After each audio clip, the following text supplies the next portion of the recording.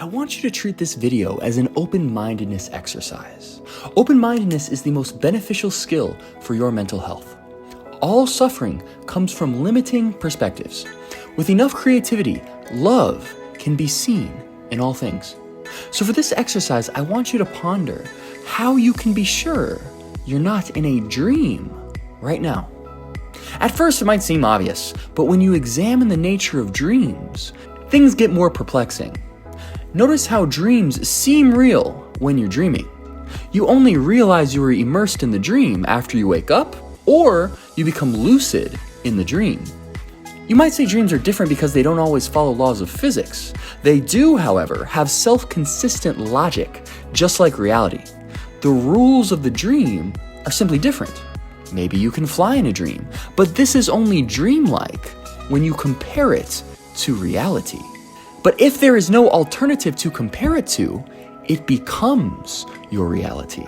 And this is what temporarily happens when you're engrossed in a dream. You forget the alternative that we call reality, and your present dreaming experience becomes real to you.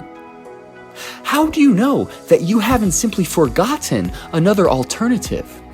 What if, compared to a higher state of consciousness, what you call reality is a relative dream? And what if this was verifiable through direct experience? What if it were possible to become lucid in reality, just as it's possible to become lucid in a dream? What if, just as many people have never experienced a lucid dream, most people haven't awakened in reality?